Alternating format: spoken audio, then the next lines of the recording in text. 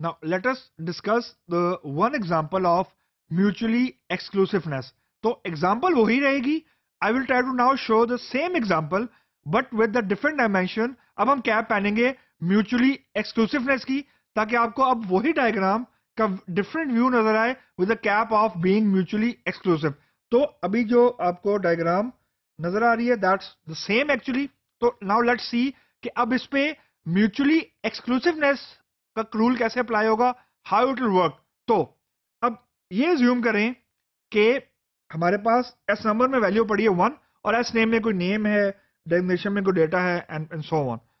Mutually exclusiveness ये कहता है, एक्सप्लिसिटली ये कहता है कि जो सुपर टाइप यानी स्टाफ यानी एस नंबर में जो वैल्यू पड़ी है दैट इज 1, वो किसी एक वक्त में किसी एक सब टाइप का पार्ट होगी. मीन कि जो वैल्यू 1 है यानी यूं कह रहे हैं जो स्टाफ मेंबर है वो या तो फुल टाइम होगा या पार्ट टाइम होगा.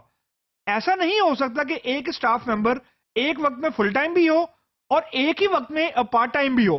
तो ये रूल जो है इसको सब्सटेंशिएट करने के लिए यानी इसको एक्चुअली इंप्लीमेंट करने के लिए म्यूचुअली एक्सक्लूसिवनेस का रूल आता है. मीन जो सुपर क्लास की वैल्यू, सुपर क्लास के अंदर जो एट्रीब्यूट की वैल्यू है 1, एस नंबर की वैल्यू है, वो या तो अपने आप को एसोसिएट करेगी फुल टाइम के साथ एक वक्त में या तो एसोसिएट करेगी पार्ट टाइम के साथ किसी एक पर्टिकुलर वक्त में. इट ऑल्सो मेक सेंस कि जो एम्प्लॉय है, जो उसकी आईडी, फॉर एग्जांपल किसी एम्प्लॉय की आईडी 1 है तो या तो उसको सैलरी मिल रही होगी या उसको आवरली रेट होगा.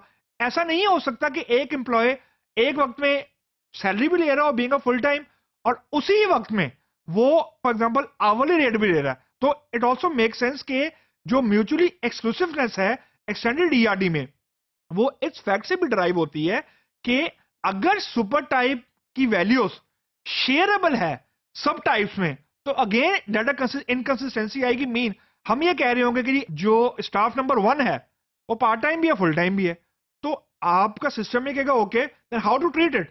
इसको फुल टाइम के रूल्स लगने हैं कि पार्ट टाइम के रूल्स लगने हैं. तो थिंग्स विल गेट कॉम्प्लेक्स अगर आप ये रूल को फॉलो नहीं करेंगे या अडॉप्ट नहीं करेंगे. मीन जो म्यूचुअली एक्सक्लूसिवनेस का रूल है that is very handy rule. ये इनकंसिस्टेंसी को रोकने के लिए बहुत बड़ा वेपन है एक्चुअली हमारे पास, जो ये मेक श्योर करता है कि जो वैल्यूज हैं हमारे केस में एस नंबर की वैल्यू वो एक वक्त में सिर्फ मैप होगी फुल टाइम एम्प्लॉय से या पार्ट टाइम एम्प्लॉय से. No way it is possible कि ये एक वक्त में दोनों एम्प्लॉयज का मैप हो जाए. अब to make your life more miserable यूं समझे कि मैंने एक सब टाइप और ऐड कर दी कॉन्ट्रेक्चुअल, तो देन अगर मैं ये रूल अप्लाई नहीं करता म्यूचुअली एक्सक्लूसिवनेस का तो आपका सवाल ये होगा कि ये जो स्टाफ है ये फुल टाइम है, ये पार्ट टाइम है, ये कॉन्ट्रेक्चुअल है, क्या है. तो the issue is the moment you से कि एक स्टाफ मेंबर पार्ट टाइम है, खत्म, तो इसका मतलब ये है कि उस पर अब जो सारे बिजनेस लॉजिक ने अप्लाई होना है, सारे बिजनेस रूल्स ने अप्लाई होना है, वो सारे के सारे अब पार्ट टाइम एम्प्लॉय के लगने हैं. तो your system doesn't need to worry कि अब कि पार्ट टाइम की रूटीन क्या है, वो ऑलरेडी बनी पड़ी है.